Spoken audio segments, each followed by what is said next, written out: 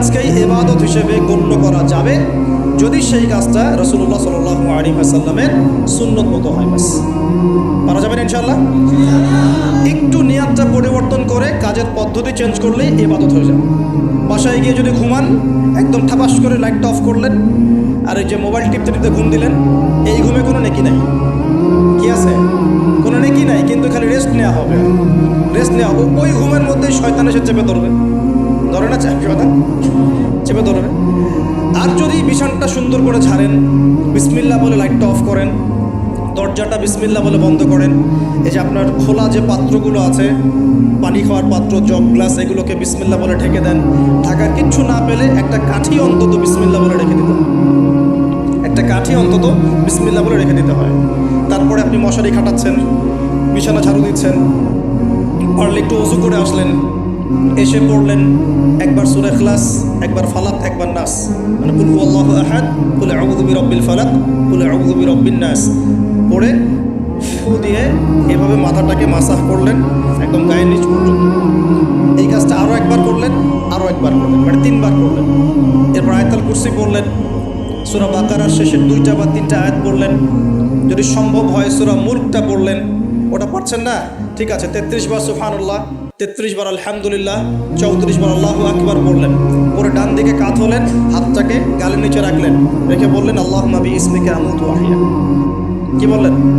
আল্লাহুম্মা বিইসমিকা আমুতু ওয়া আহইয়া। আচ্ছা, কিচ্ছু পারেন না, এত কিছুই পারলেন না, শুধু ডান দিকে কাত হয়ে এখানে গালের নিচে হাত রেখে বললেন আল্লাহুম্মা বিইসমিকা আমুতু ওয়া আহইয়া। এখন আপনি 4 ঘন্টা, 4.5 ঘন্টা, 5 ঘন্টা, 6 ঘন্টা ঘুমালেন। এই যে সময়টুকু ঘুমিয়ে আছেন, আপনি বিশ্বাস করেন এই ঘুমানোর কারণে আপনার আমল নামায় নেকি লেখা হচ্ছে। ঠিক এভাবেই জীবনের প্রত্যেকটা কাজকে ইবাদতে পরিণত করা সম্ভব যদি আমরা একটা সূত্র মেনে চলি। সূত্র হচ্ছে 2টা। কয়টা? 2টা। এক, সেই কাজটা হবে আল্লাহর সন্তুষ্টির জন্যে। কার জন্যে?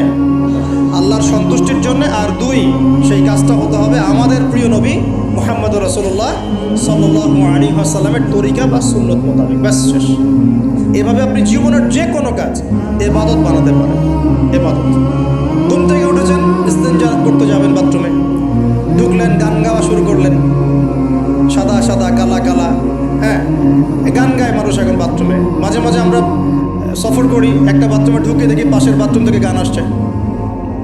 এরকম হয়নি কখনো? ফেস করেন না? আচ্ছা, তো কোনো নেকি নাই, নেকি আছে? উল্টা শয়তান ধরবে ওখানে। কি ধরবে? জিন শয়তান ধরবে, কারণ জিন শয়তান ওখানে থাকে। কিন্তু দুষ্ট জিন কোথায় থাকে? বাথরুমে থাকে। এই আমরা বলি আল্লাহুম্মা ইন্নী আউযু বিকা মিনাল খুবসি ওয়াল খাবাইস। এটা কিন্তু দুষ্ট জিন এবং মহিলা জিন বোঝায় আর কি, ঠিক আছে? এক পুরুষবাচক, এক স্ত্রীবাচক। তো তার মানে জিনদের মধ্যেও পুরুষ মহিলা আছে, জিনদের মধ্যে বংশবৃদ্ধি হয়, ঠিক আছে? ইবলিস সম্পর্কে সূরা কাহফে আল্লাহ পাক বলেছেন কানা মিনাল জিন, সে ছিল জিনদের একজন।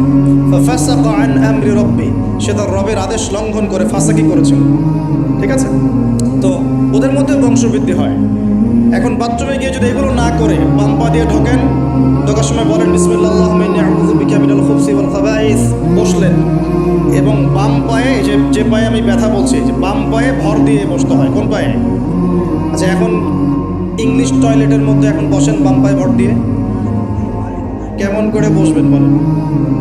আমি বলি, কিছু মনে করেন না, আমি বলি কি, আমরা প্রত্যেক দিন নামাজে বলি, সবাই বলি, ইমাম, মুক্তাদি সবাই বলি গায়রিল মাগদুবি আলাইহিম ওয়ালাদ-দাল্লিন। মনে আছে?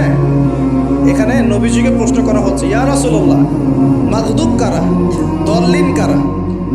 আমরা যে বলি নামাজে আল্লাহ আমাকে মাগদুবের পথ থেকে বাঁচাও, দল্লিনের পথ থেকে বাঁচাও, ইহদিনাস সিরাতাল মুস্তাকিম, সরল পথ দেখাও। তো ইয়া রাসূলুল্লাহ সাল্লাল্লাহু আলাইহি ওয়াসাল্লাম, এই মাগদুব কারা আর দল্লিন কারা? নবীজি বলছেন, এক বাক্যে বলছেন, শোনো, আল মাগদুব হচ্ছে হুমুল ইহুদি, তারা হচ্ছে ইহুদি জাত। কারা? ইহুদিরা কোথায় আছে এখন? হ্যাঁ, নামটা মনে থাকবে তো? আচ্ছা, ও কিন্তু এখন শক্তিশালী, আর ওরাই কিন্তু দাজ্জালকে অনুসরণ করবে, এটা মাথায় রাখেন। আচ্ছা, আর অনেকদিন বলছি দাজ্জাল বিশ্ব শাসন করবে, মানে কি? বিশ্বের প্রত্যেকটা ডিপার্টমেন্ট শাসন করবে। বিশ্বের প্রত্যেকটা department, politics, economics, finance, world affairs, আপনার মিডিয়া, প্রযুক্তি এবং অস্ত্রশস্ত্র সব কিছু ওর নগদ অর্পণে থাকবে, সব কিছু। না হলে সে বিশ্ব শাসন করতে পারবে না, সম্ভব না। কেউ যদি বিশ্বের অর্থনীতি নিয়ন্ত্রণ করতে না পারে, সে কি বিশ্ব শাসন করতে পারবে? এই শ্রীলঙ্কা কি বিশ্ব শাসন করতে পারবে?